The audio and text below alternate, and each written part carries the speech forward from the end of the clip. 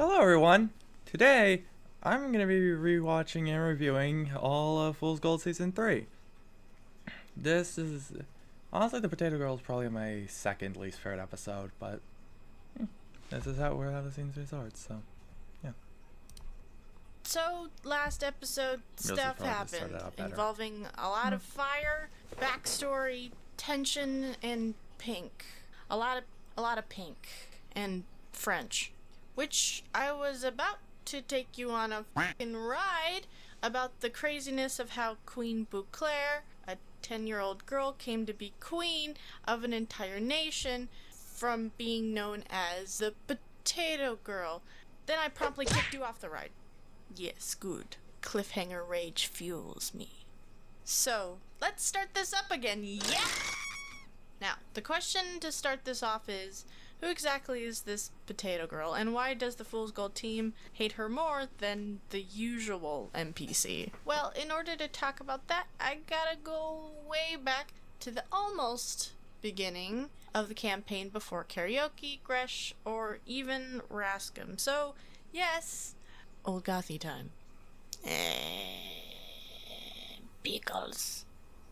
The Fool's Gold team had just finished 1 to 2 quests with goblin spiders and sheep. Oh! And so, with our sweet loot, rock, we travel back to the village of Bundarigo to buy and sell stuff, as we're supposed to do as merchants. But we all know that didn't last very long. So, selling our wares, Arena with textiles, Gorthan with blacksmithing, Julian with repairs, mechanics, robotics, all the useful stuff, while Sips was selling, stolen antiques that may or may not be cursed. Hey, I never said he was a good guy. And finally, Gothy selling potions and herbs. Who wants boiled shoe? Which was sometimes a hit and miss. So Gothy's just doing what she do till this small, 4.5 foot tall, 10-year-old girl shows up. And what do you want, little girl? You're evil. I want... Yeah, what? That's not her accent? She's a tool. I want to be a princess. That? I was thinking more the strongest poison you have. Okay. This one stop heart. 20 gold. Have potato. Kid like potatoes, yeah? So that happens. Off she goes. It was all due to go because of Gothy. Then, one day, while staying in Bundarigo, the group wakes up to something alarming. Sneeze has been poisoned. Gothy determines what kind of poison it is. It's one of hers. Hanging on to his last hit points, Gothy cures Sneeze, which, remember in episode 7, I mentioned she was the only one who helped Sneeze when he needed it. So they became fast friends after that. Yeah, that's it. This is the moment, this is the friendship turning point thing. Now the question is, how did this happen? Who could possibly... It's the Potato Girl. It's Beauclair. This is pretty much what happened. She went around town testing out the poison she bought from Gothy on people to see if it worked, and tested it on Sneeze while he was sleeping. So I've never killed a kid before, but I'm open to new experiences. This is great. Now, at this time, Gorthan, Julian, and Arena went on their personal quests for their own merch booths. I'm pretty sure they knew Gothy and I could handle it. I bring Dwayne. We tracked down the scent of the poison with Jawbone to just outside town in the jungles, where we find a small patch of potatoes, or with better checks, poison infused potatoes, meaning eating one of these suckers can cause a death with con damage on a failed fortitude. That's a spicy potato. She's growing poison potatoes. Oh my god. That's a good idea. Excuse me. These are my potatoes? What are you doing? Us? What the hell are you doing? Going around poisoning people? What? I would never. Cut the crap! You poison sneeze. Oh, that cat kangaroo monkey thing? Maybe. Did it die? Nope. We haven't Oh, seen well. another. I guess I need to increase the potency. You son of a. What do you want? Potatoes. Boiling with rage and wanting to just kill this girl right here, right now, I remember something. Yeah. Are you serious? We want to buy these potatoes. This was open to your suggestions. How much you got? I'll make a trade. You're the girl who wants to become a princess, right? Well, you don't need potatoes. You need this. Sips in our group is known for having weird random items, knickknacks, antiques, and in his possession is a little girl's dress. I think I was making a deal with a kid to scam them out of something, but it didn't work out. Of course. I don't remember, so now I have the perfect opportunity to once again scam a kid. This dress, when you put it on, will allow you to charm anyone. Anyone? Anyone. Deal. Perfect. And thus the deal was made. But what actually happened was that dress didn't charm. Oh no. Instead, it had one of the most deadliest curses I can make. Wisdom deterioration. Meaning if she fails her will save and gets cursed, she has to make a will save every day for the rest of her life with a DC of 15, and every time she fails, she takes 1 point of wisdom damage, till eventually she fails to 0. Do you know what happens when your wisdom drops to 0? You eventually go into a deep sleep plagued by nightmares. Forever. You see, I will kill her slowly with her mind. My revenge plans can be a little elaborate sometime. Well, Why let's do this slowly? again. I have more potatoes if you're ever interested. I'm sorry, what? You didn't think this was my only supply, did you? Oopsie doopsie. Yeah, she got more. Dumbfounded and internally screaming, we watch her leave. Now we know what we must do. Use Dwayne. No, but kinda yes. We run into Arena where we explain the situation and come up with a plan. Night comes, we search with Jawbone for the rest of the poisoned potatoes at her house. Break in. Easy. Then split up searching for the potatoes. Where found, we will burn everything to the ground, including the girl. Sometimes the simple plans are the best. So we split. Arena doesn't find potatoes, but does find a whole mess of magical items. Gothy doesn't find potatoes, but does find the little girl. What? Are you here to kill me? What? No. Wait, yes. While Sips does find the potatoes. A lot of them. Which he lights on fire. Easy. Which catches quick and starts to create a noxious poisonous gas released from the potatoes. Oh. Wait. Back upstairs, Gothy and the potato girl are in a heated standoff, just waiting for the first move. Tensions are high, initiative is rolled, and Bouclair stabs a screwdriver into Gothy's face. Mother! Macaroni! Gosh! Also, this goes on for a bit. Arena? She's just... We gotta kinda get out of here. Deadly vapor might be coming for us. What happened? Magic? Alright. Gothy and Bouclair fight back and forth with lots of household items, till they both notice the smoke and noxious gas seeping through the floorboards beneath them. In an effort to save herself, Bouclair grabs a small satchel, jumps through a 2-story window, hits the ground, and just before she books it, turns for a moment and makes eye contact with Gothy with a poisoned potato in her hand. What the weirdo? Alright, fire. We reunite outside the now on fire house. So how did it... Jesus, what the What? Did I spook you? It's probably fine. And watch as the poisonous gas slowly creeps into Bundarico. I fully take no responsibility for this. And just like that, it was over, and you all know that's bullshit. 'Cause turns out that Poison Potato is the entire reason she's in power. She schemed, lied, and poisoned her way up to the top, to eventually charming Kylandria's royal family into adopting a poor orphan girl. Then an unfortunate event, the king and queen passed away. Murder. She murdered them.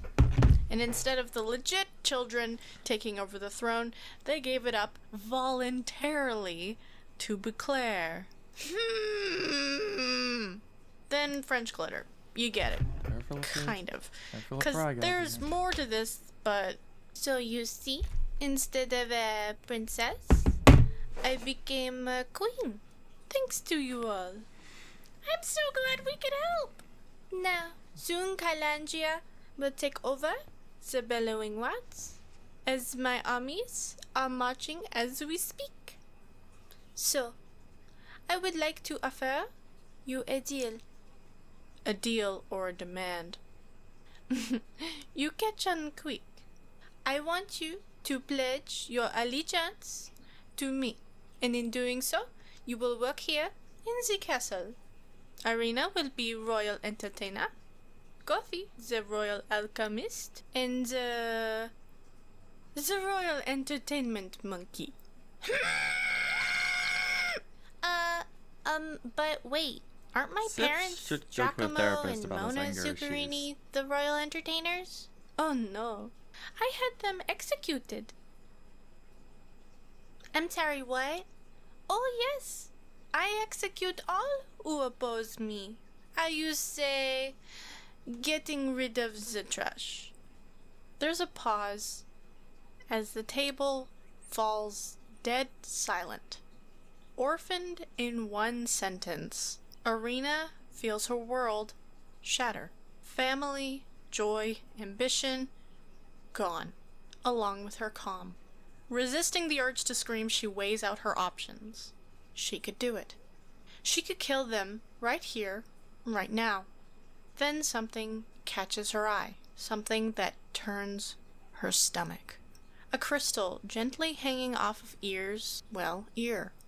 One that radiates like hot red metal. Arena recognizes this crystal. The same type of crystal she also possesses in her ring. A shard of a powerful crystal from a powerful creature I had mentioned last episode. A significantly larger shard than her own. Arena casts Detect Magic to check if there is any more of this magical crystal in the room. Her heart sinks as she comes to realize what she's up against. For Arena feels a crippling pressure of magic radiating in this room, that of several crystals. She doesn't know where, and she doesn't know who possesses it, but she can guess. And with the amount of magic she senses, she knows they're large. For you see, larger the shard, the more powerful. Meaning this just got a lot more dangerous. So, what do you say to my affair?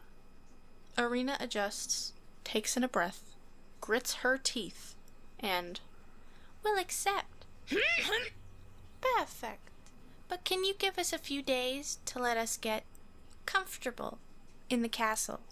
But of course, you start in 3 days.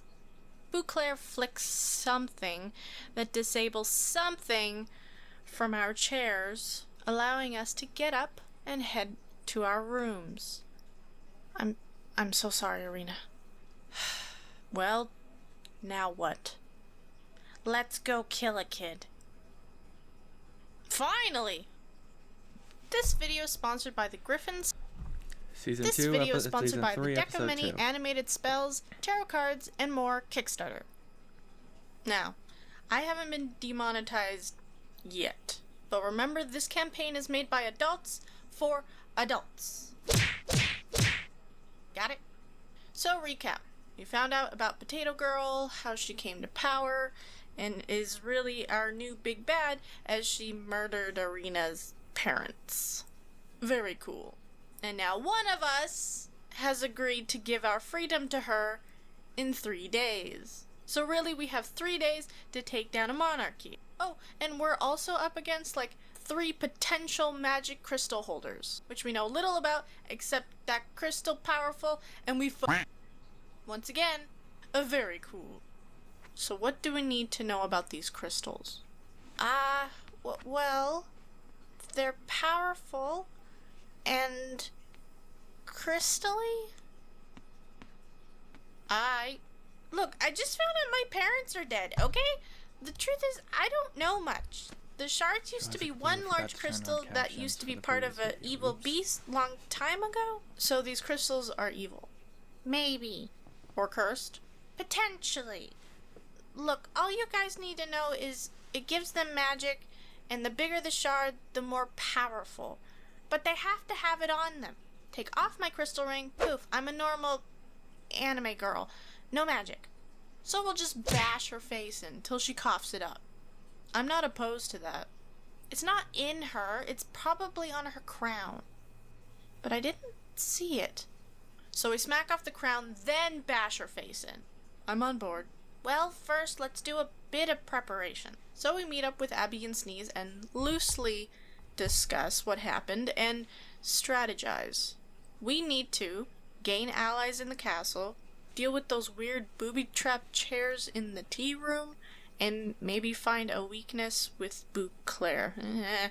And potentially find a rebellion group.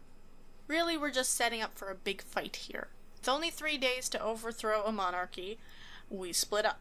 Arena and Abby go around the castle cautiously trying to gain allies with staff, which is really hard when Beauclair has put the fear of pink and glitter into their souls, till Arena recognizes one of the staff, a simple chef named Stefan, and a family friend, who of course recognizes her. Finally meeting somebody with a bit of sense, she manages to get some information about how Beauclair was keeping the people of Kylandria under her thumb.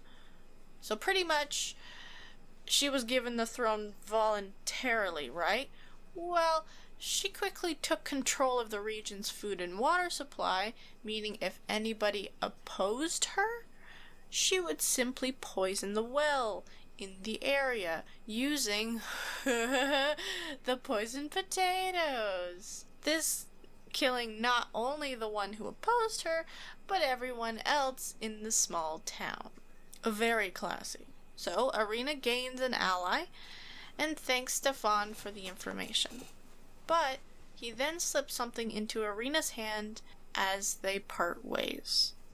Her mother's necklace, which inside has a piece of a powerful crystal, Zanu's one crystal. radiating like red hot metal. Hey Abby, it's gonna get dangerous in the next few days, so I want you to have this. You want me to have this super powerful and potentially dangerous crystal shard that may or may not be evil or cursed? Yes. It should be fine. I'm sorry about your parents. I know you're gonna be fighting that horrible girl, and she deserves justice, but please don't sink down to their level. In violence, you can lose yourself. Got it. Yep. Try to avoid violence. Meanwhile, Gothi, alone, wild shapes into a small bird to scope out the castle. She finds her way into the grand-sized tea room.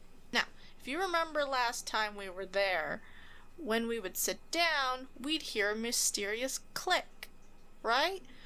Well, with some checks, Gothi figures out what exactly that was. Boiling as she finds blood. runes carved into the chairs. When activated by Beauclair, it would trigger the spell Boiling Blood. It's as bad as it sounds, and does 2d6 fire damage. This girl needs therapy.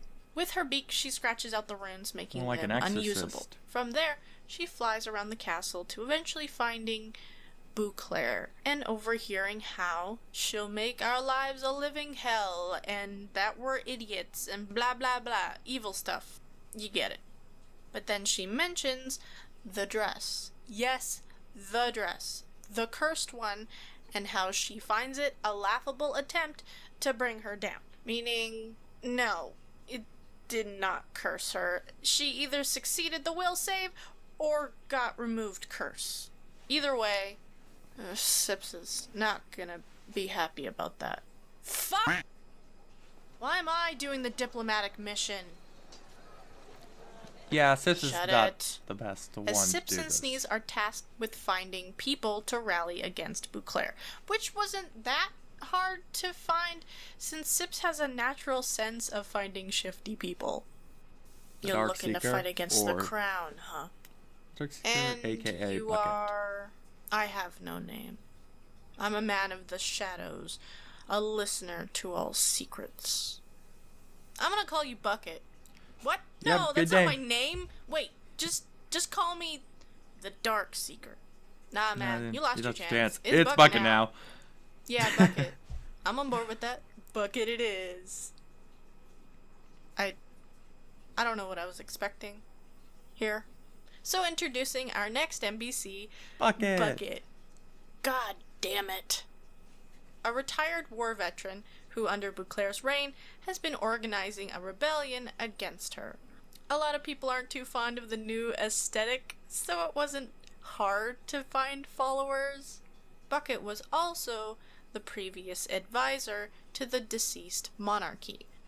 Now bitter, he wishes to put the proper heirs on the throne. Eyes and ears.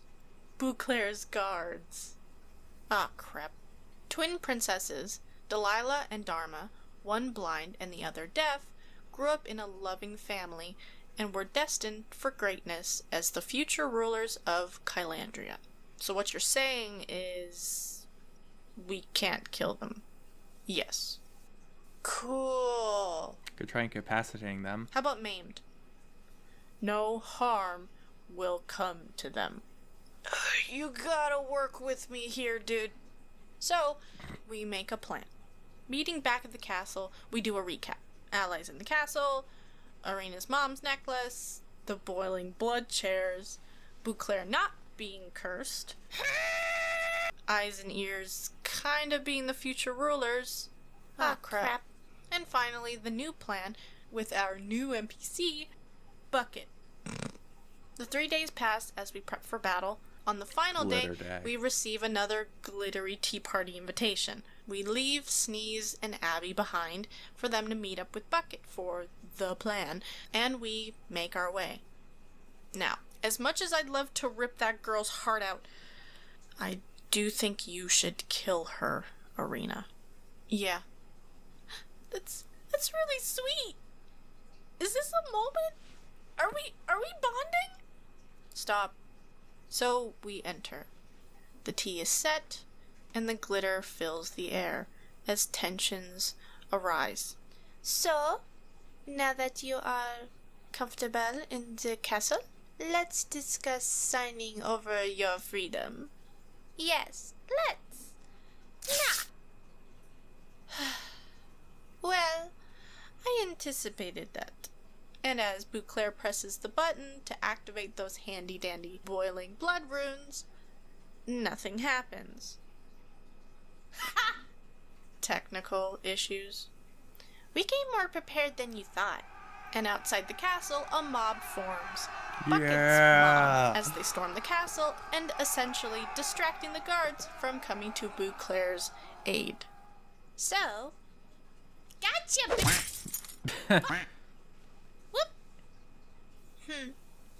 No matter. Plan B, then. Blood moonberry. And there in her hands is a blood moonberry. The bad berry. Ah, crap. Consuming it, we watch as she transforms into something monstrous. 8 large, sharp, black spider-like legs burst outwards from her back. Her hands become claw-like, teeth razor-sharp, and her skin black like coal. And standing above us is... a spider. Well, we don't know, but it's terrifying. Yeah, well, I can transform too. It's not a contest. Well, I'd win anyway. Yep. And initiative is rolled. as Arena takes on Beauclair. The battle is fierce and swift as Arena manages to knock the crown right off of Beauclair's head, taking away her crystal shard, reducing her power. Ha! Without your crystal, you got nothing! Oh, please. You think I'd hide it so obvious? Yeah, It's the an crystal arc. wasn't in the crown. Okay. Must have taken a lot of it. Gothy goes up against Ears, who has a very unique fighting style. Ears is mostly defense, using 2 shields. However, with the power of the crystal, she can also throw those shields through anything and teleport them behind her enemy. She's like magical teleporting Captain America, but with 2 shields. And better. That's actually pretty cool. Sips, on the other hand, is dealing with a very calm and kinda defenseless Eyes. Look, it'll be simpler if you just give up now. I don't want to kill ya, princess. Yeah, she also has portal magic like Ears, but with knives, along with Tremor Sense. The fight goes on, spells are cast, steel is thrown, and hit points are lost. The group is hyped to kill this monster.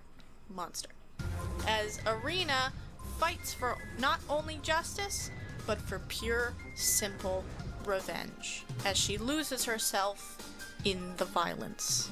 You killed my parents! You took over my home! You made everything pink! Oh, is that all? And you're not even French!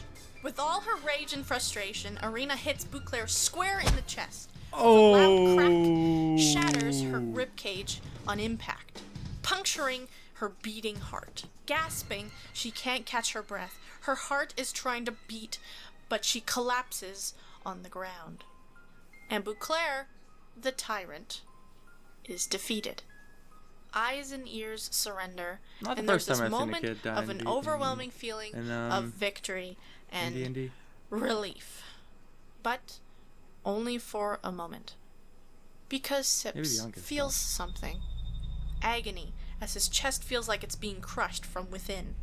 Gasping, he cannot catch his breath. He cannot breathe. His heart is trying to beat, but it's struggling. Sips is dying. So, what are your last words? I got so confused What? when I first watched this. Your last words. Does this Crap. one have And only auto-generated? he dies.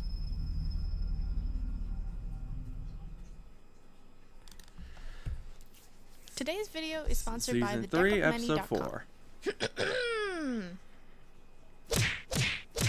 You have been warned. This isn't gonna be a roller coaster anymore. This is gonna be a free fall. Now I can tell you probably remember what happened last time, as I delivered one of my most brutal cliffhangers so far. But quick recap.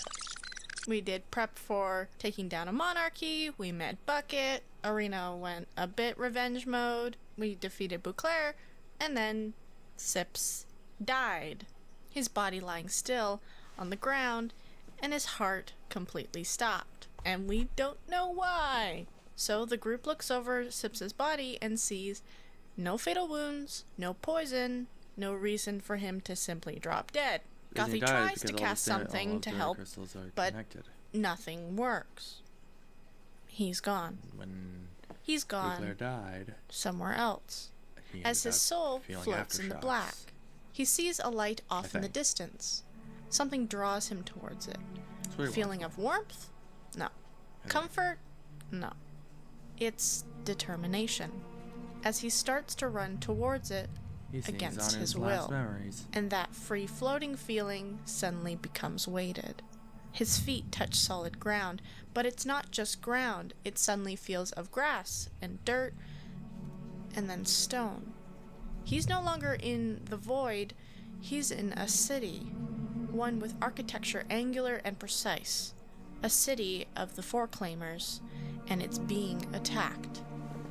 It's By night. Zanya's henchmen. People are screaming in panic as metallic Possessed raptor-like robots. creatures create carnage in the streets, killing anyone in their path with their razor-sharp teeth. Large buildings crumble with devastating blasts of energy that screech through the air. Sips is witnessing not a war, not a battle, but a slaughter, as he finds himself watching the past and the end of an empire. One of the most evil races on In front in of the him universe. is not the This- light of the astral plane. It's a portal. A large one. People are fleeing towards it. It's their only way out. They need to escape, but from what exactly? The metallic beasts devastate the scene, but the fear in the people's eyes aren't just of the rampaging monsters, but the fear of something much more powerful. Sips looks behind him to find nothing. There's nothing chasing him. In fact, he feels no fear because he's not running away from anything.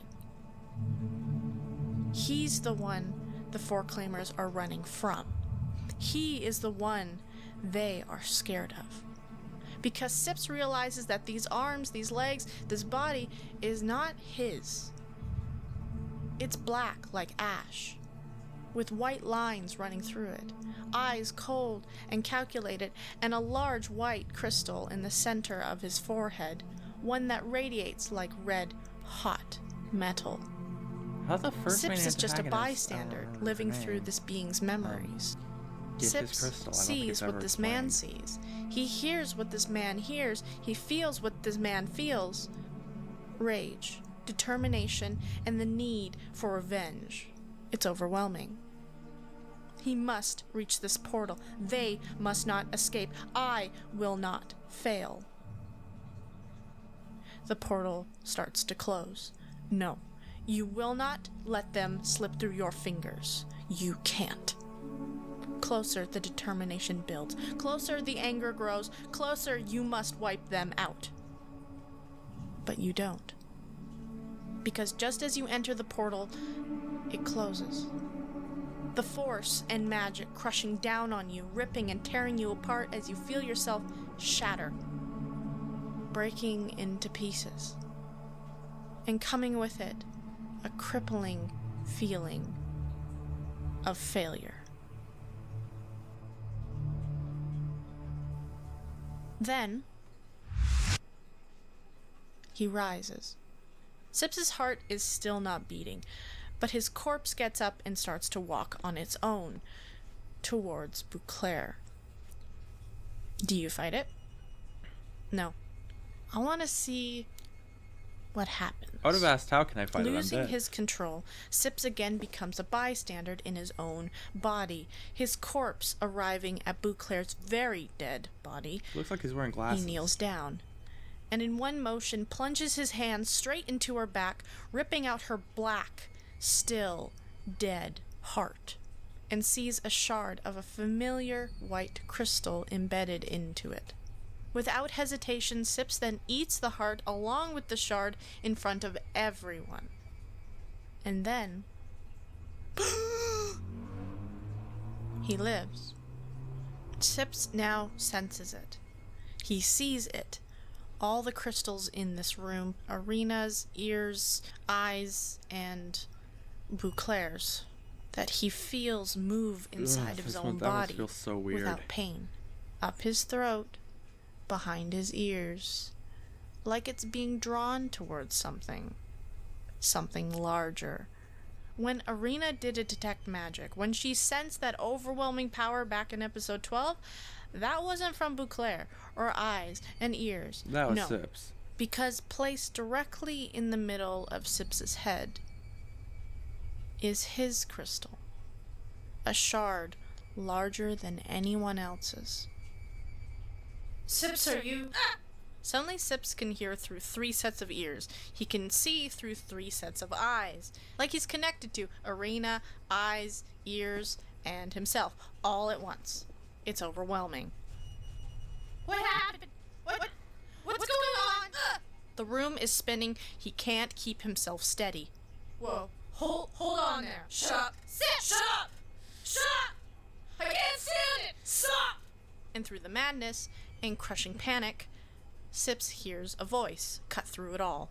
One male, stern, Zanu. and precise. Oh, my voice cracked. Simply say, concentrate. I roll a concentration check and eventually bring And my fail. senses back to focus. What the hell is going on?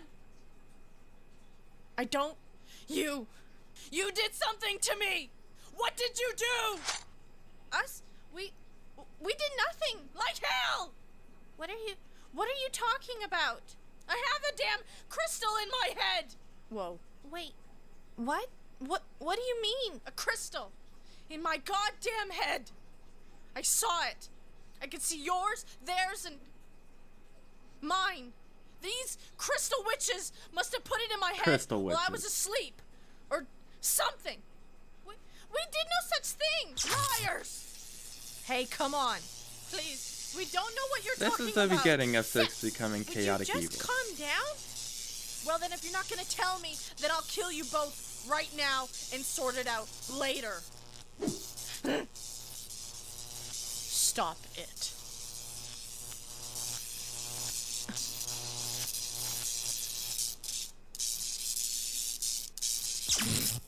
And he storms off.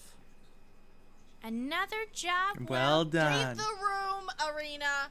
Now, when I write She's these the worst. episodes, I think back to the jokes our characters made during these sessions. I want you guys to experience the humor. But, to be honest, I don't remember this session being very funny. Our characters were just tense as Sips finds his way back to his room. Sips, you're in a room that's immaculate, one of luxury. You see delicate pink curtains draped over a bed made of mahogany with sheets of the softest materials. You hear the gentle singing of birds outside your window. You smell a sweet scent of expensive perfumes with a hint of lavender. You feel soft carpet under your feet, and you taste blood as you stand in this pristine room covered in it. What do you do? I destroy the room. I'm not entirely sure why I made Sips destroy the room. Maybe it was his frustration of losing control again. Maybe it was the feeling of not wanting to be in a room that was so damn perfect when his life was not. And maybe it was him taking back control, because at least if he decides to destroy something, if he really wants his life hell, it will be on his own goddamn terms. Or maybe he was just tired. Tired of this room. While the group tries to calm down and make out what just happened, Gothy hears, Sips destroying a room. I think I better... Yep. So she makes her way to the now destroyed room. Well, say it. Say what? About how not to freak out, Sips. Don't worry, Sips. You got Arena, Sneeze, and I. We'll help you fix it. We'll figure it out, like we always do, right? No. I wasn't gonna say any of that. What I was coming here to say was... that was scary. You died. And for the first time, we couldn't do anything. I couldn't do anything. I was scared. And I ate a little girl's heart. And you ate a little girl's heart. Yeah, well, that wasn't the only scary thing that happened. Oh God, there's more. When my heart stopped, I saw something. Something weird. I think it had to do with the past, with the disappearance of the Foreclaimers. It was like watching a memory or a nightmare. I was there, but it wasn't me. Ugh. It's hard to explain.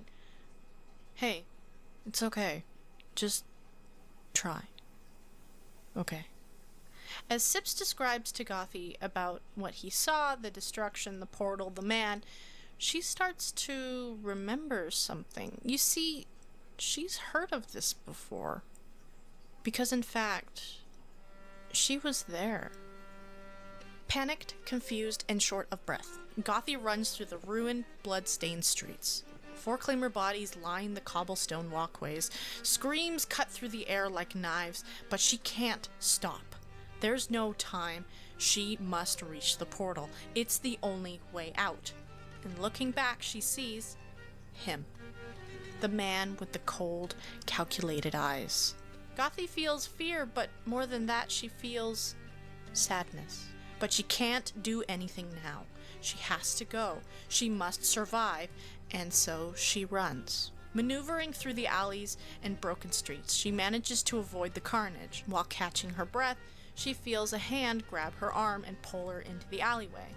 First stunned, Gothy comes to recognize this person, a man she knows very well, and a family friend named Godric. She asks if he has seen her father, and he reassures her that he is far away from all of this, and that they will be reunited soon.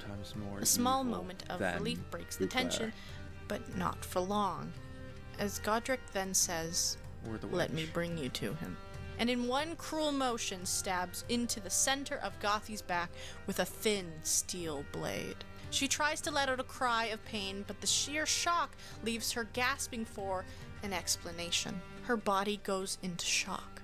Then Godric, grabbing her face, raises the sharp, thin blade towards her cheek.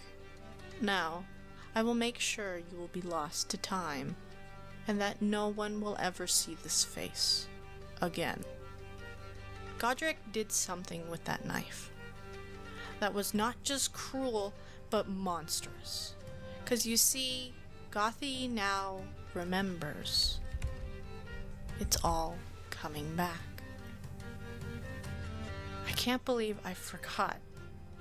Or maybe I chose to not remember. I get it now. Because you see, Sips, that's why I don't have a face. Dun dun dun! This video is sponsored by the I was not expecting that when I first watched it. I was not expecting Gothy to not have a face. I just thought maybe she had like a robotic face or something like that. But Godric cut her face off. Jesus. This video is sponsored by the Heckna Kickstarter campaign. Godric is one of the most evil characters I've ever seen in a D&D thing.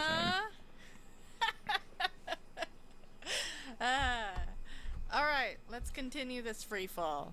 So, Sips had a vision while technically dead, ate a heart with a crystal shard in it, one more episode as you of do, season, was brought back to life, as you do, found out he had a big old crystal shard in his head, freaked out, as you would, destroyed a room, 'cause angst, and then we all found out a bit about Gothy's backstory and got a face reveal that you've all been waiting for.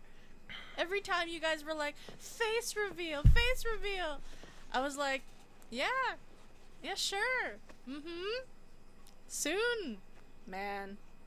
I love with you guys.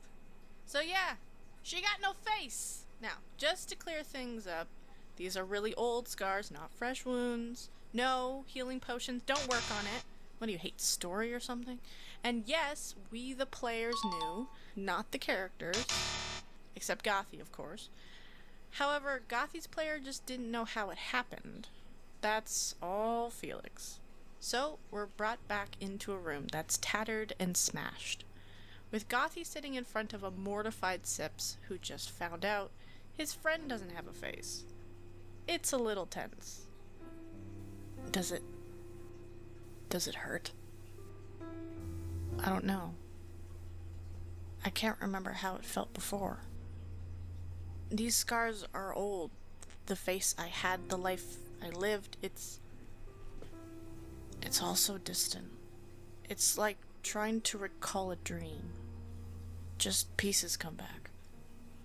You know, maybe I was blocking it out, like I do with the pain. I guess I'm just numb to it.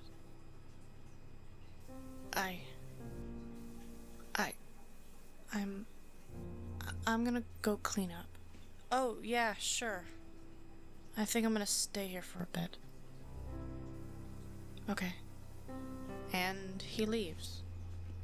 Sips is not great at emotions or comforting.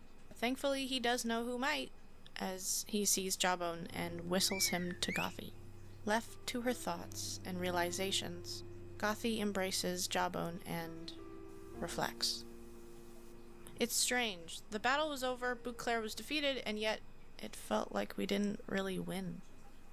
Back with Arena, Bucket's rebellion celebrates their victory outside the castle gates. Seeing everyone gathered, Arena makes a speech. Yeah. This is one of the best moments of the show. By glitter and terrible fashion and atrocious French accents. She also was horribly poisoning us, and You are free! Now go celebrate! And with that, she takes Beauclair's monster spider body and hucks it into the ground like a sack of potatoes. Yeah, horrified, the crowd didn't really You can thank me later, Arena. Yeah, Abby watched the whole thing. Oh no. What are you doing? Celebratory body throwing? What? Why? That's horrible. Didn't I ask you not to lose yourself in the violence? Beauclair deserved justice, but not this. Abby. No, this is too much. All of this blood and murder. I can't be around somebody this violent. What was I supposed to do? Not this. Arrest her. Lock her away. Not everything has to be so brutal. Why is it always so brutal? She was the bad guy. Yeah, well, now I'm wondering if she wasn't the only one. I'm going back to Alchemist Quarry. Talk to me when you've sorted yourself out. They're chaotic neutral. And Abby leaves. She leaves the party. And Arena. Excuse me? God, just coming up? Okay, or sure. Sorry, I did not want to interrupt you talking to your friend? Girlfriend? Red Panda. But you are Arena, right? Yep, that's me. Daughter to Mona Zuccarini? Yeah? Well, I must tell you that she is still alive. Huh? Yeah, Ice explains to Arena that, her dad is definitely dead. But before the execution, Eyes and Ears managed to organize some people to be smuggled out. And Arena's mother was one of them. Beauclair executed a lot of people, so she didn't really notice who was up on the chopping block all the time. I'm getting some serious emotional whiplash right now. Yeah, and so was the whole party, because by this point, we ended the session and went off to our lives in the real world. We play every Tuesdays, so we had an entire week to process what the hell just happened and slowly panic. With the whole day of Eaton Heart's crystal stuff and Gotham's backstory, Abby and Arena's mom, we were exhausted. I can only speak for myself, but I'm pretty sure everyone was feeling a bit lost on what to do next. I had to really process how Sips was feeling at this moment and what he would do. I knew I had to fix this emotional monkey just so he didn't implode from everything. So I came up with a plan. A plan that in the entirety of playing D&D, which by this point is like 6 years or so, I had never done anything like this before. And I was nervous. Oh, I was very nervous. So I talked to Felix and gave him a heads up. Then Tuesday came, and the next session began. Back in the D&D world, our characters took the rest of the day off to also reflect, and have a moment to at least calm down. To really figure out what we wanted. Oh, and so Sips' curse did go up to 15% because of all of this. So Yeah, a true gift. Everybody meets up. We establish that no, the princesses nor Bouclair put the crystal in Sips's head, so a truce is called. Eyes and Ears hand over their crystal shards to us, one located in Eyes' earring, and the other sewn on the inside of Eyes' blindfold. We also find out that unfortunately, they know as much as we do about the crystals. Alright, let me see one. Sure. Arena places a shard into Sips's hand. Make a will save. Heh, which he then fails, and the shard just floop into his hand without any pain. And travels up his arm to the center of his forehead, like it's magnetized to the big I can't crystal imagine how or uncomfortable something. that must be. Yeah, no more crystals for you. Yep. We get over that, I guess. It's been a lot, man. And we move on to fixing the poison Yeah, potato season 3 is one of the well harshest problem seasons. thing. I can't let this be my legacy. So, Gothi creates an anti-poison and purifies the wells, saving the city. Yay! And then Gothi meets up with Sips in his room. I completely forgot to you're put on packing up. subtitles. Yeah, that's a good call. We should be heading back to the Bellowing Wilds where there's less glitter. I'm not going back to the Bellowing Wilds. Oh, okay. We can go somewhere else. We do need a break. No, I'm not coming with you. I'm done. I'm sorry, what? Oh, there you guys are. I was thinking of calling up Mrs. Wizardly for... What's with the tension? Why is there tension? Sips is leaving the party. I'm sorry, what? Look, it's been... something. But I'm done with adventuring and Jack's stupid quest. I need to go sort this out on my own. You can't be serious. Sips, more than ever, we have to work together to figure this out. No. Not again. I'm tired of you guys fixing my damn problems. For once, I want to fix something on my own. How am I supposed to be better if I can't do this by myself? I can't be the mess up of the group anymore. I won't. That's not Sips. This is dangerous. Don't you think I know that? That's exactly why I need to go. For God's sakes, have you seen what happened? I released a Tarask. I got Sneeze killed. I almost lost myself with Kinora. And then when I did lose Kinora. myself at the party, I tried to kill you. And then I did kill a lot of people. And what about today? I had no control. I could have killed you guys and I wouldn't have been able to do anything. I couldn't do anything. What was I supposed to do? If I'm going to fix this, I need to leave. Is this really what you want? This is what I need. I'm sorry, Sips, but we've all been through a lot, and there's no way we can... Okay. What? Are you serious? I don't want to break the fourth wall too hard, but isn't it in D&D you never split up the party? Isn't that like a rule or something? And you want to do that permanently? I don't fully agree, but we need to respect his wishes. Thank you. Well, cool. They are split First for a while. my parents die. Well, except apparently not my mom. Then Abby Like, breaks nearly up with 2 me. seasons. And now this. Everybody's just leaving Arena today. Huh? Cool. And she storms off. They were dating? After packing up and borrowing a few things from the marketplace, Sips meets up with the Fool's Gold group at the city gates to say goodbye. At which point, then Sneeze tries to leave with Sips. When I said I was leaving the party, I meant everyone. Sorry, kid. They'll take good care of you. Better than I could. He looks at Sips and his heart kinda breaks. And then he just walks off. Kinda pissed. Ugh. You might have to watch out for that. He kinda breaks stuff when he's upset. Got it. Take good care of him, okay? Yeah? Look, I'm not good at this. But it was fun, I guess.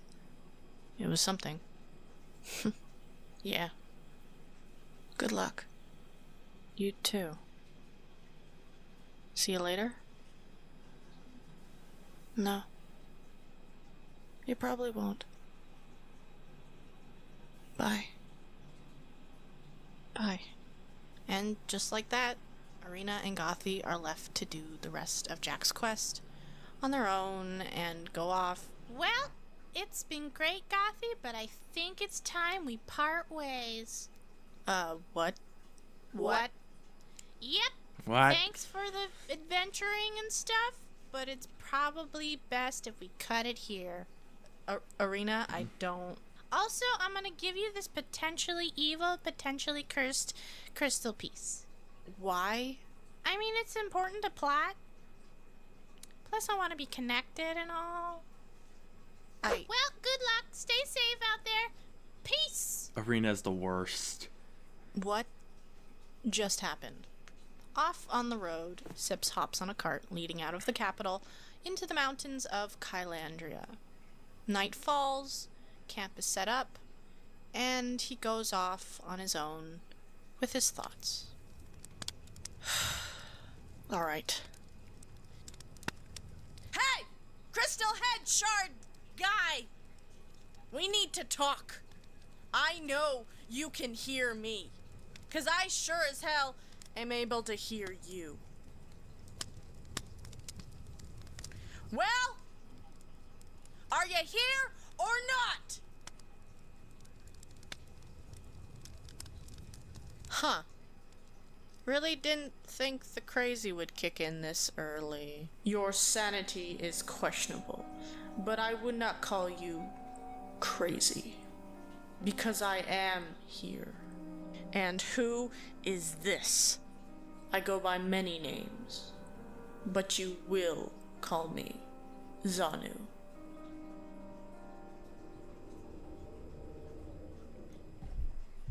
This video Now, is sponsored. it's possible that this is when the season ends, but I think that the season is this where the season ends, or is it when Zanu wants to commit a genocide at the in the end of the next episode?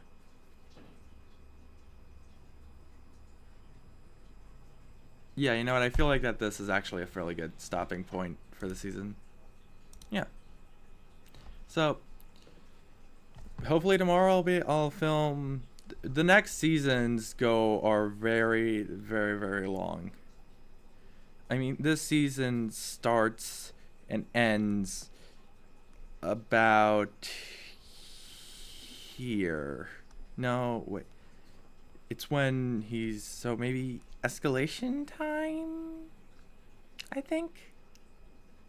Yes. Yeah, it ends so season 4 ends on escalation time. Got it. I don't know why I guess I got it. Anyway, I want to have a good rest of their day, and I'll hope maybe make that video tomorrow of me reacting to some of season 4. I won't be able to beat it and watch all of it in one day. But yeah, bye.